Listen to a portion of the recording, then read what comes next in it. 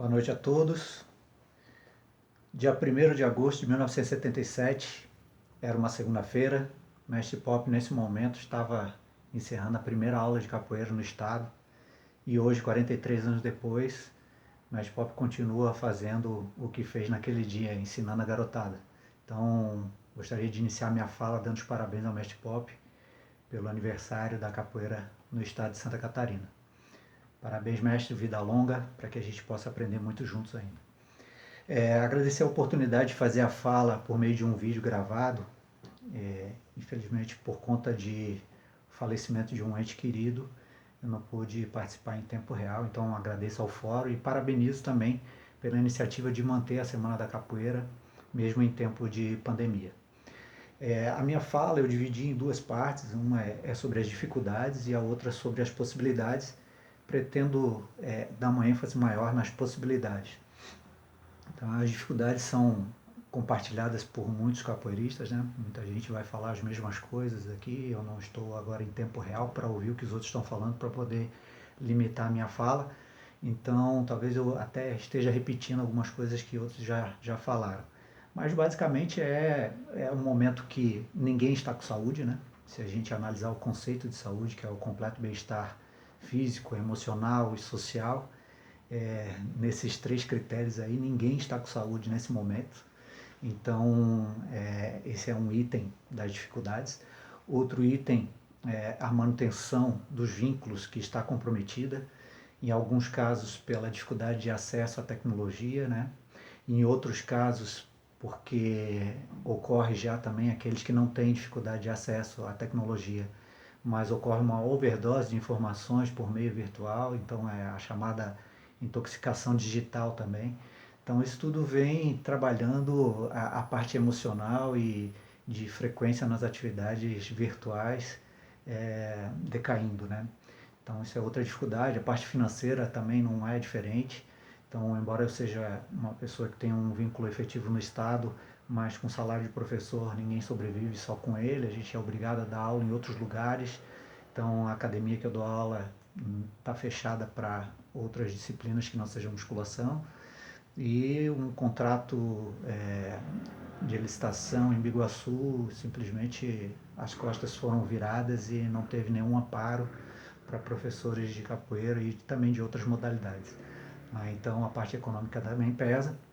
E essa parte da tecnologia também, o nosso público especificamente, é de crianças, né, e de pessoas com deficiência. Então imaginemos as dificuldades que são para essas pessoas terem acesso a terem aulas, né, pela internet. Então a gente tenta fazer o que dá, mas infelizmente é um momento que muita gente perdeu no aspecto de calor humano e de participação, de olhar no olho, de tocar um no outro, de apertar a mão para jogar capoeira, né? Então tem todos esses problemas aí que são comuns a todos os capoeiristas.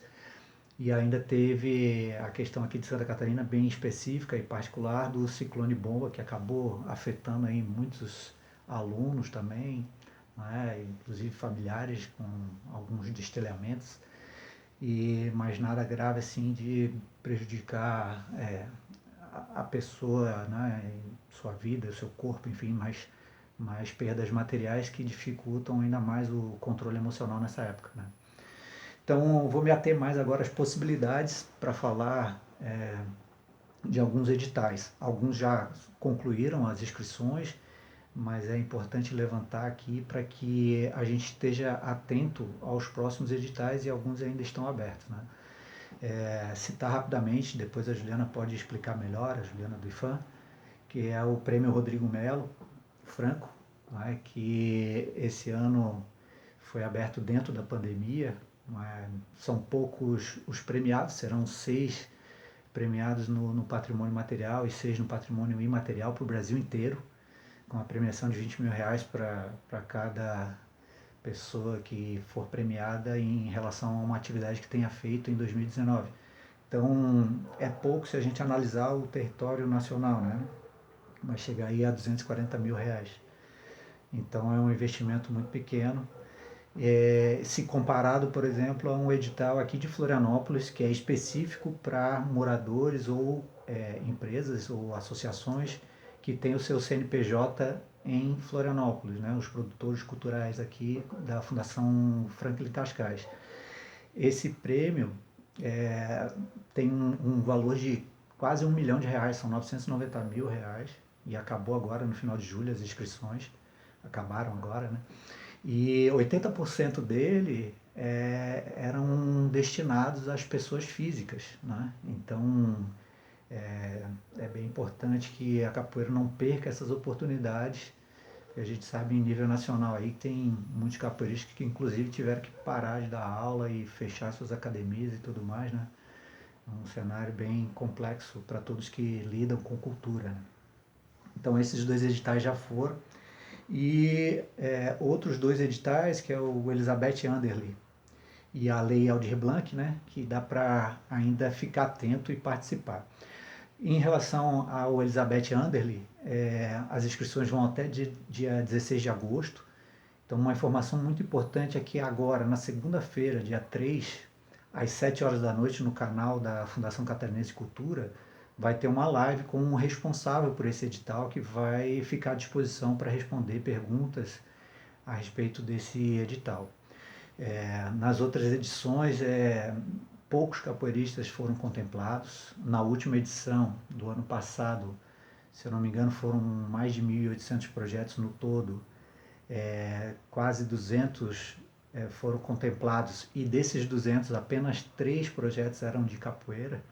Então é muito pouco e a gente não pode perder essa oportunidade, né, de escrever um projeto, e fico também à disposição daqueles capoeiristas que queiram escrever um projeto, e se quiser me mandar para eu ajudar na orientação, eu acho que isso aqui não está legal aqui, precisa ter uma linha assim, assado e tal. Eu tenho uma certa experiência com a elaboração de projetos e fico à disposição também de quem quiser. O meu e-mail é tutecapoeira@gmail.com.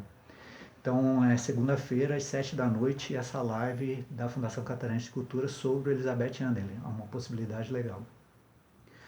E não esquecendo que a inscrição vai até dia 16 de agosto. Né? E também a Lei Aldir Blanc, que visa contemplar o setor cultural, porém ainda não está regulamentada.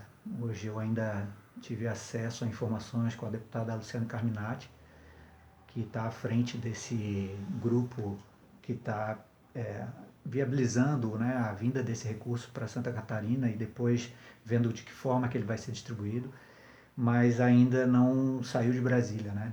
É um projeto de lei que surgiu do movimento cultural, passou pela deputada Benedita da Silva e aí foi contemplado pelo Congresso para depois ser sancionado pelo Executivo, e agora para chegar até a ponta leva um bom tempo ainda.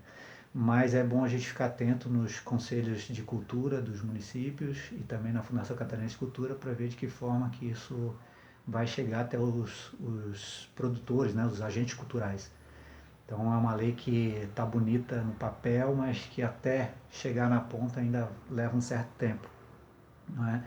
E com relação às possibilidades também, o colegiado de mestre capoeira está aproveitando muito bem esse tempo, e a gente construiu o nosso plano de salvaguarda. A gente materializou, né, porque na verdade a gente já começou a construir desde o início dessa gestão, e esse plano visa compor um conjunto de ideias, né, e de ações, e registrar também as ações que já foram feitas.